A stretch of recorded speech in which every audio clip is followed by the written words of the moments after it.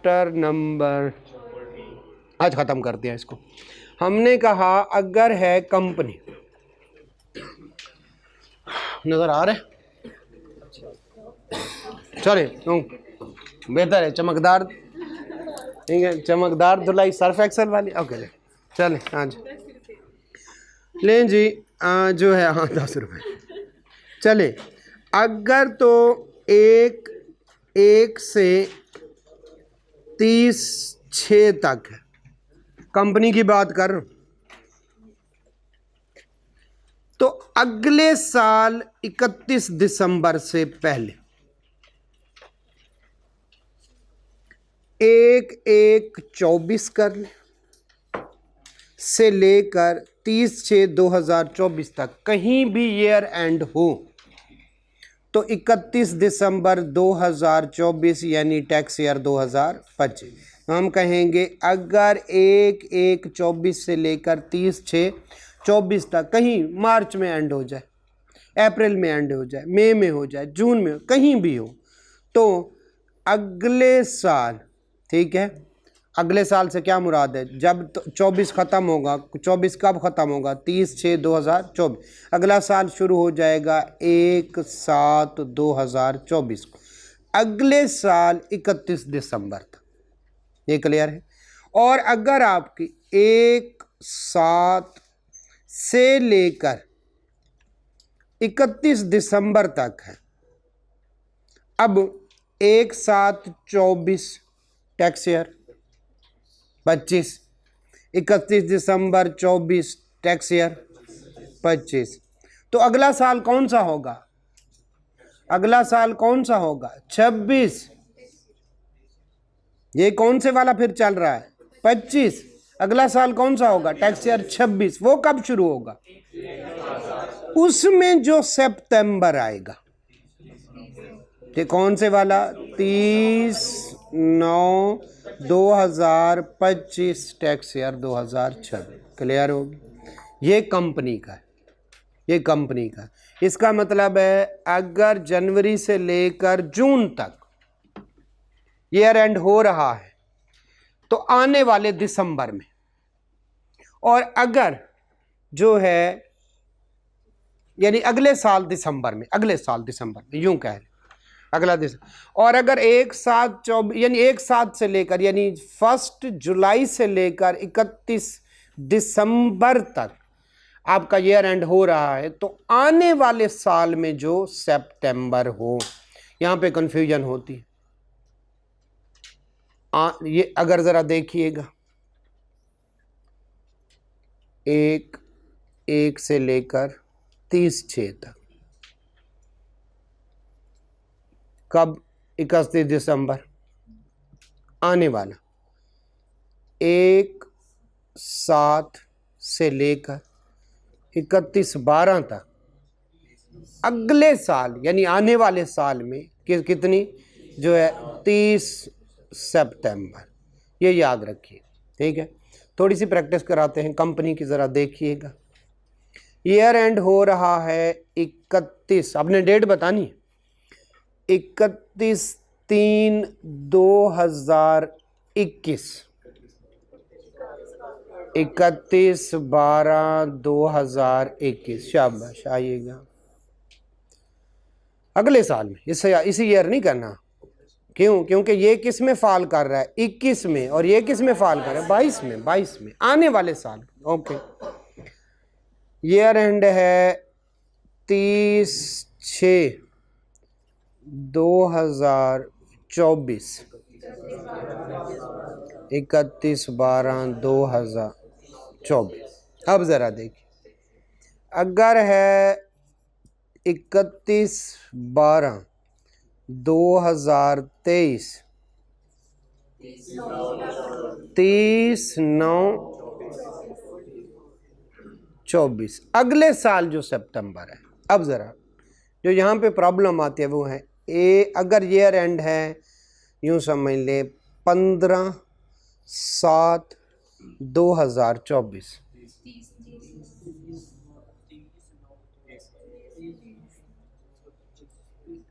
बताएं, अगला सितंबर तो बिल्कुल साथ है, महीने बाद नहीं, अगले साल जो सितंबर है, क्योंकि ये कौन से वाला है। अगर तो हम 30/9 की बात करते हैं, 30/9/2024, ये तो इसी साल है, ये भी 25 में है और ये भी कौन से वाले 25 में है, अगले साल जो सितंबर है, तो ये कंफ्यूजिंग। आप जरा देखिए, आगे देखिए, 30 जो है 30 अगस्त 25 टैक्स ईयर, ये कौन सा है टैक्स ईयर 26 है, तो 27 का सितंबर ढूंढे, 27 का सितंबर, 27 का सितंबर क्या होगा 30/9/26, ये वाला प्रॉब्लम, इसमें थोड़ी भी कंफ्यूजन आती है, बाकी कोई मसला क्लियर है। ये था कंपनी के लिए। अब जो है इंडिविजुअल और एओपी, ठीक है, इंडिविजुअल और एओपी, जरा इसको देखिएगा। वो कहता है आने वाले साल के 30 सितंबर, अगले साल का, कब, अगले साल का 30 सितंबर, जरा देखिएगा 30/6/24 टैक्स ईयर, आने वाले साल का सितंबर कब होगा 30/9/24, क्लियर है। अब जरा देखिए 30/10/24 को ईयर एंड हुआ, टैक्स ईयर 25, 30/9/25 यानी टैक्स ईयर 2026 वाला, 26 वाला, ये 25-26 का मामला। आइए सर,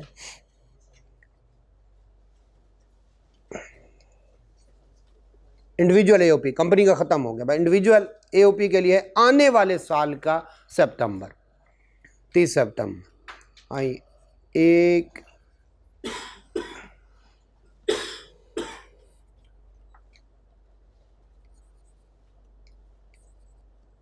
आइएगा सर, वो कहता है 15/7/24 ईयर एंड 30/9/25, क्यों, क्योंकि ये टैक्स ईयर कौन सा है 25, अब 26 का जो 9 आएगा 30/9/25 टैक्स ईयर कौन से वाला 26, ये बस ये कंफ्यूजन ना रहे, ये किसी की कंफ्यूजन है तो दूर कर, ओके है। एंड वाले भाई सुर्ख टोपी वाले, अच्छा दो है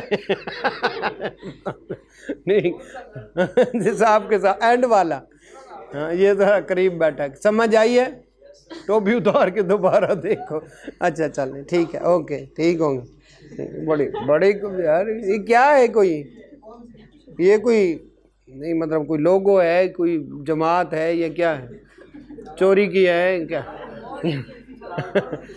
हाथ लगा आपने समझा एक है, दो आ गई या, अच्छा है जो भी है।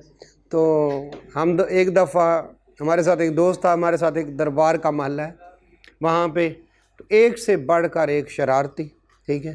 तो एक दफ़ा मेरे साथ एक दोस्त बैठा हुआ था, उस महल्ले का था, तो वो बातें कर रहा था, दूसरा एक मेरा दोस्त बैठा हुआ था, वो बेचारा लेक्चरार है, तो कहता यार तुम्हारा ये दोस्त ना उस दरबार वाले महल्ले का कह रहा था कि यार बड़ा बदतमीज़ है ये, तो मैं कि ये अपने महल्ले का सबसे शरीफ बंदा है अब खुद देख ले। तो कह रहा हम मुल्तान में थे, पढ़ते थे वहाँ पे, तो जो है वो खाना खा रहे थे कहीं रेस्टोरेंट में, तो ये पी कैप से मुझे याद है, आपकी नहीं, मैं ऐसी बात कर रहा हूँ, तो मैंने कहा यार तुम्हारी पी कैप से वो जो काउंटर पे पड़ी हुई है ना कैप, वो ज़रा ज़्यादा अच्छी है, मोहल्ला दरबार का था वो बंदा, कहता अच्छा चलें ठीक है, अच्छी है तो होगी, ठीक है।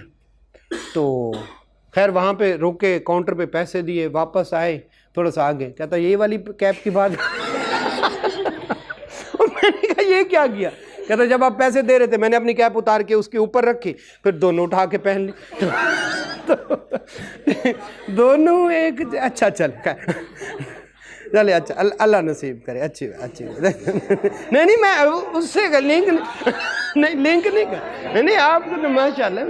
अरे क्या नहीं वो तरीका होता है ना उतार कर, दो हो गई है एक से, दोनों को एक ही कलर और पता भी नहीं चला।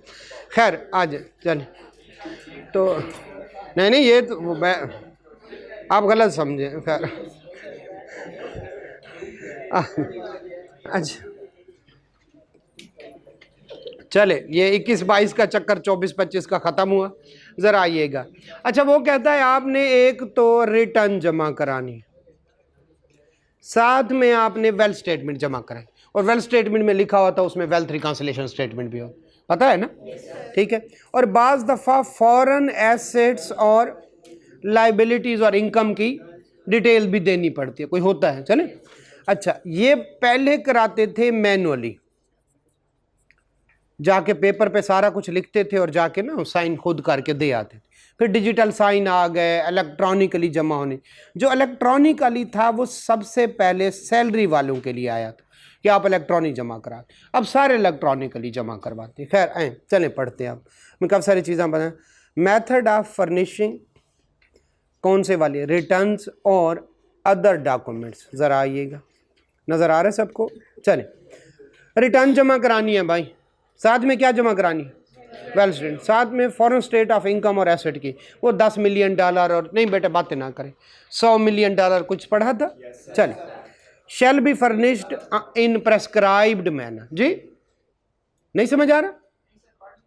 अच्छा नहीं ये नहीं पढ़ा था, मुझे पता है जितने तक पढ़ा था, जितने तक पढ़ा मुझे पता है। नहीं ये मुझे पता है कितने तक पढ़ा था और मैंने कहा था ये वाली जो डेट्स हैं ये मैं रिवाइज कराऊंगा। ठीक है। प्रेस्क्राइब्ड मैनर, अगर वो कहे मैनुअल कराओ तो मैनुअल करा देंगे, अगर वो कहेगा क्या कराओ जनाब इसको जो है ऑनलाइन कराओ आयरिस पे, तो हमने ऑनलाइन करवाना, जैसे वो कहेगा। प्रेस्क्राइब्ड मैनर, जैसे मैनर जिस तरह से वो चाहेगा हम वैसे करा लेंगे। ठीक है। अब रूल फॉर कंपनी ज़रा देखते हैं। रूल फॉर कंपनी क्या है ज़रा देख लेते हैं, उसके लिए क्या रूल्स हैं। वो कहता है अगर आपका 1 जनवरी से 30 जून तक है तो आपने ऑन और बिफोर क्या करना है, 31 दिसंबर कब का, next following the end of tax year, ये टैक्स ईयर ख़त्म होगा इसके बाद जो अगला साल होगा उसमें। और अगर आपका एंड कब होता है 1 जुलाई से लेकर 31 दिसंबर, तो आने वाले साल के कब, ऑन और बिफोर 30 सितंबर। हमें पता चल गया। A person who earns the salary income, ठीक है, फाइल रिटर्न कौन से वाली, electronically with proof of deduction और पेमेंट ऑफ टैक्स। तो राइज वाला सर्टिफिकेट भी साथ में जमा करवाना होगा कि हमने आपका जो है राइज वाले हमारे जैसे टैक्स विदहेल्ड कर लेते हैं वो भी साथ में। फाइल ऑफ वेल्थ स्टेटमेंट और फॉरेन एसेट और इनकम की स्टेटमेंट। ठीक है। बोर्ड में amend any condition or direct the above condition will not apply for the tax। ठीक है, ओके हो गया। कुछ को वो कह सकता है, बोर्ड है। उसके बाद इंडिविजुअल और एओपी। ठीक है भाई, इंडिविजुअल और एओपी ने क्या करना है, ठीक है, documents required to be furnished. ठीक है। और ड्यू डेट, डॉक्यूमेंट्स क्या है, रिटर्न रिक्वायर्ड थ्रू कौन से वाला, ई पोर्टल। तो सैलरी वाले इंडिविजुअल और एओपी के लिए पहले उसने किया था ई पोर्टल, ई पोर्टल से मुराद आयरिस। ठीक है। इन केस ऑफ कौन से वाला, सैलरी। मैंने आपको बताया सबसे पहले उनके किया, फिर बाकी में सब किया, लेकिन ये कानून चेंज नहीं किया। शुरू में सैलरी वाले से कहा आप ई पोर्टल से करें। और रिटर्न ऑफ कौन से वाली, इंडिविजुअल और एओपी। तो कब करना है, आने वाले साल के 30 सितंबर। 30 जून को ख़त्म हो जाए तो 30 सितंबर अभी करीब होगा, लेकिन अगर जुलाई स्टार्ट हो गया तो फिर अगला सितंबर। चले हमें इस चीज़ का पता है। अब थोड़ी सी प्रैक्टिस कर लेते हैं ताकि हमें जो है मज़ीद हमारी जो है थोड़ी सी प्रैक्टिस बेहतर हो जाए।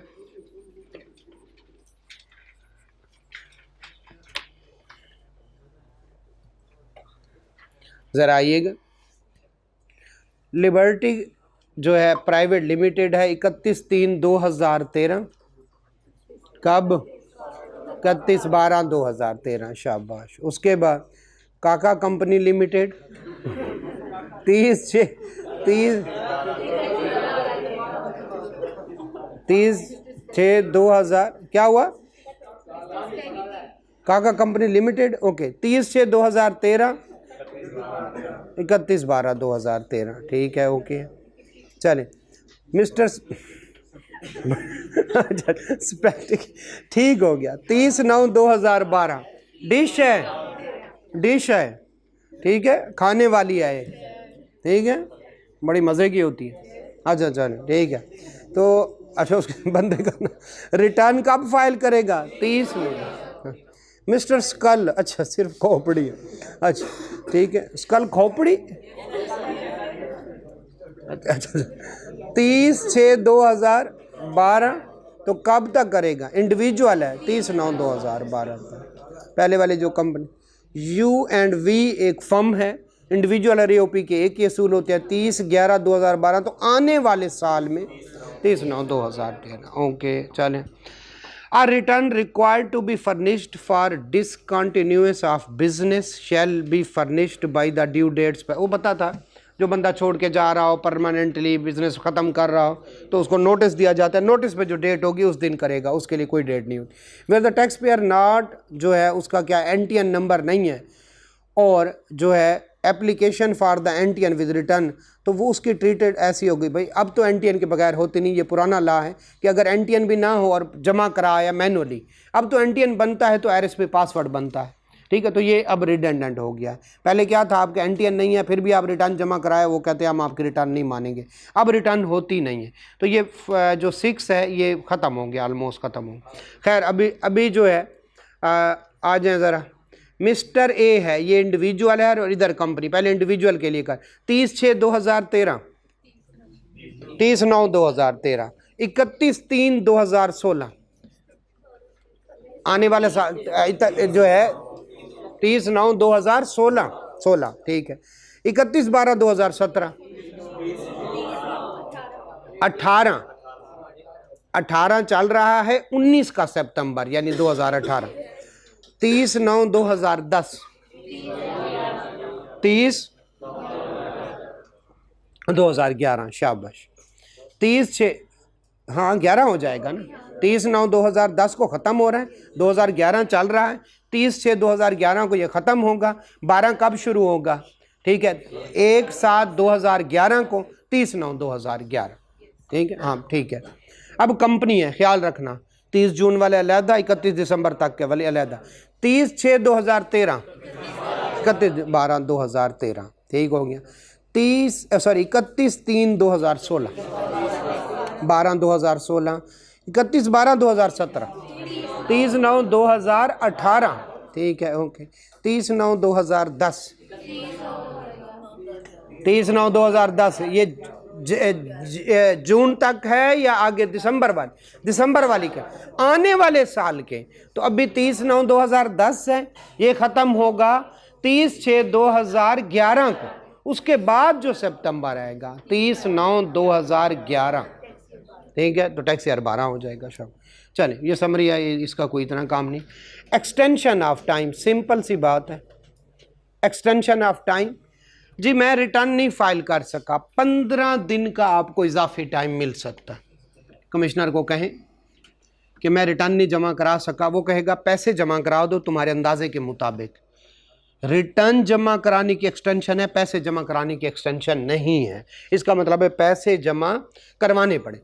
वो कहेगा तुम्हारा 2 लाख बनता है, 2 लाख रुपया जमा करवा दो, जो रिटर्न और वेल्थ स्टेटमेंट और साथ में अकाउंट्स लगते हैं और पता नहीं नेक्स्ट लगते हैं और पता नहीं क्या क्या, उसके लिए मैं तुम्हें कितने दिन की एक्सटेंशन दे रहा हूँ? 15। क्या वजूहत हो सकती है? भाई मुल्क से बाहर है, बीमार है, या कोई भी रीज़न है, मेरा अकाउंटेंट बीमार है एंड सो ऑन, ठीक है। तो 15 दिन की आपको क्या मिल सकती है? एक्सटेंशन। अगर जो है, अगर आपको लगता है मज़ीद मुझे कुछ टाइम चाहिए, तो एक्सट्रीम केसेस में 15 दिन की और एक्सटेंशन भी मिल सकती। अगर आपको कमिश्नर एक्सटेंशन नहीं दे रहा, तो आप चीफ कमिश्नर के पास भी जाके कह सकते हैं कि सर जी मुझे थोड़ा सा टाइम और दे दें। But yes, extension in filing of return, time of filing of return will not be extension of payment. Payment आपको करना पड़ेगी, और अगर आप पेमेंट नहीं करेंगे और लेट करेंगे तो इंटरेस्ट चार्ज किया जाता है, पता नहीं उसका कोई नाम भी है, डिफ़ॉल्ट सरचार्ज। शाबाश, चलें आए पढ़ते, काफ़ी सारी बातें हमने कर ली, बाकी हम। वो कहता है a person is required to furnish return और wealth statement may apply to the commissioner for the extension. Sir मुझे थोड़ा सा और टाइम दें। What is the deadline for getting extension in time for filing of the document mentioned ऊपर return wealth statement फला फला. The application for the extension will be made by the due date of the furnishing of the अब 30 जून को उसका year and हो रहा था, तो ड्यू डेट कब होगी? 30 जून को ख़त्म हो रहा है उसका ईयर है, 30 सितंबर को जो 30 नहीं मैं इसकी बात कर रहा हूँ, इंडिविजुअल की बात करें, इंडिविजुअल कंपनी की बात ना की, 30/9 को, ठीक है। अब 30/9 को उसने ये एप्लीकेशन देनी है या उससे पहले। बाई ड्यू डेट का क्या मतलब है?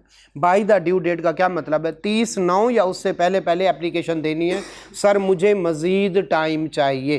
क्लियर है? आगे चलते हैं। What are the circumstances under जो है अंडर कमिश्नर ग्रांट कौन से वाला extension of time for filing of the documents. Filing of the rupees नहीं है, पैसे नहीं है, सिर्फ डॉक्यूमेंट्स, रिटर्न और कौन से वाला wealth statement. After receiving application if the commissioner is satisfied that the applicant is unable to furnish the above mention documents by the due date because of absence from, मैं sir यहाँ पे हूँ नहीं, मैं कहाँ से दूँ रिकॉर्ड, किधर से जमा करूँ, या फिर कौन से वाला, ठीक है, कोई भी मिस एडवेंचर हो गया, एक्सीडेंट हो गया, खुदा न खास्ता, बीमार है, एनी अदर कौन से वाला रीजनेबल का, सर मैं तो ठीक हूँ, मेरा अकाउंटेंट जिसके पास हिसाब होता है वो बीमार है, वो है ही नहीं, ठीक है। जो है the commissioner may grant the applicant extension of the time. What is the maximum period for which extension can be granted, ठीक है। An extension should not exceed कितने, 15 दिन, यूजुअली 15 दिन की दे देते। इन एक्सेप्शन सर्कमस्टांसेज लॉन्गर पीरियड में भी granted, bracket में लिख ले, वो भी किसका होगा, 15 दिन का ही होता है। दरमियान में एक छोटा सा क्वेश्चन है, कोई प्रैक्टिस इतनी ज़्यादा ज़रूरत नहीं है, अगर टाइम बचता तो हम करते हैं, वापस आते हैं। Where the commissioner has not granted the extension, एक दफ़ा 15 दिन की, मजीद भी 15 दिन की एक्सटेंशन मिल सकती है। Where the commissioner has not granted the extension for furnishing return under जो है सब सेक्शन 3 ऊपर वाला, ठीक है, और 4 एक्सेप्ट जो भी है, कमिश्नर में ऑन एप्लीकेशन कौन से वाला कमिश्नर, चीफ कमिश्नर में ऑन एप्लीकेशन जो है made by the tax pair grant extension और फर्दर एक्सटेंशन है पहले 15 दिन और फर्दर एक्सटेंशन मजीद एक दफ़ा 15 दिन की मिल गई, सर मजीद मुझे नहीं देना, मेरे एक्सेप्शनल सर्कमस्टांसेस हैं, ये है वो है, तो कितने दिन की वो एक्सटेंशन दे सकता है, 15 दिन। इन एक्सेप्शनल सर्कमस्टांसेस को बहुत ज़्यादा मसला हो गया तो 15 से भी ज़्यादा दिन की वो दे देता है। तो अगर सबसे पहले किसके पास जाएंगे, कमिश्नर के पास, कमिश्नर कितने की एक्सटेंशन देता है, 15 दिन। एक्सेप्शनल सर्कमस्टांसेस में ज़्यादा टाइम दे देता है, यूजुअली वो ब्रैकेट में मैं लिखा था वो भी 15 दिन का होता। अगर वो नहीं दे रहा तो आप किसके पास जाएंगे, चीफ कमिश्नर कितने की एक्सटेंशन दे सकते हैं, 15 दिन की। अगर कोई एक्सेप्शनल सर्कमस्टांसेस तो उसके पास ये राइट, कानून में लिखा गया ना, ये बातें कानून है, तो उधर से दे सकता है। If person gets extension he will still be liable to pay default surcharge। इसका मतलब है पेमेंट कर दे, और अगर पेमेंट ना की इधर के साथ लिख ले, एक्सटेंशन जो है वो डॉक्यूमेंट्स की है, बार बार लफ्ज लिखा जा रहा है, रुपीज़ नहीं लिखा रहा, एक्सटेंशन जो है डॉक्यूमेंट्स की है, पेमेंट की नहीं है। या तो पेमेंट कर दे या फिर एक्सटेंशन मिल गई है और कोई नहीं लगेगा, लेकिन चूंकि पेमेंट लेट करेगा तो फिर क्या देने पड़ेंगे, डिफॉल्ट सरचार्ज। ये वाली बात लिख ले, बाद में आपको प्रॉब्लम ना हो, पता नहीं ये क्या कह रहा है, एक दफ़ा एक साइड पे एक्सटेंशन दे रहा है, एक साइड पे डिफॉल्ट सरचार्ज दे रहा है। भाई पेमेंट की एक्सटेंशन तो नहीं मिली ना, तो एक्सटेंशन किसकी होगी हमेशा, ठीक है, डॉक्यूमेंट्स की होगी। क्लियर है? ये चैप्टर तो हुआ हमारा कम।